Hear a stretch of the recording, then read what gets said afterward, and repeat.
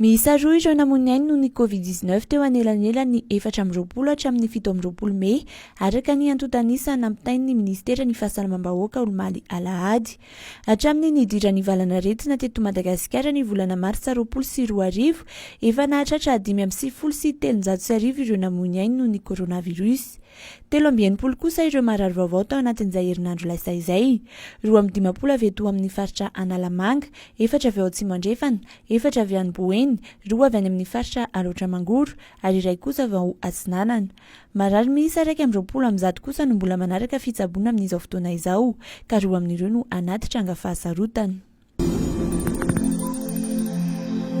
Mbola tazana amin'ny faritra maro any avaratra andrefana sy any atsimon'ny nosy ny andeha-mbalala tamin'ny faran'ny herinandro teo, na dia mbola misy aza ny ezaka famonom-balala taony avy eo amin'ny ivitoerana famongorana ny valala eto Madagasikara, dia mbola maro ireo tsy tratran'ny fanafody.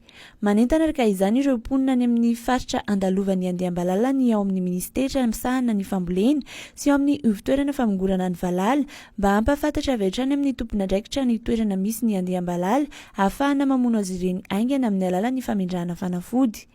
Raha ny vaovao nampitainy avy ao amin'ny IFVM, dia velaran-tany mahery ny 200 hektara no nandalovan'ny andeha-mbalala tao amin'ny faritra Boeny androany alatsinainy.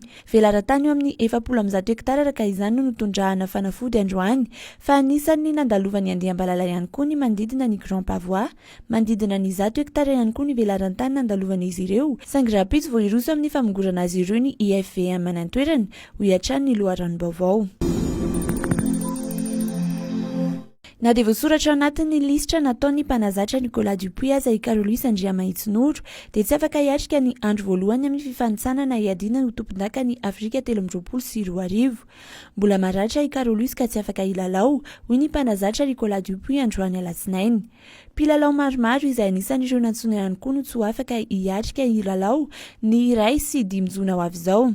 Anisan'izany Marco Lemaharitra, Alexandre Ramalingom, Thomas Fontaine ary Abel Anissé andrianantenainy, ka niantso ireo mpilalao avy eto an-toerana ny mpanazatra. Mpilalao 3 no mbola nandrasana ho tonga ny Ghana androany alatsinainy, dia Ibrahim Mamada, Voavy Paulin ary Arnaud andrianantenainy ho hiatrany ny nambarana.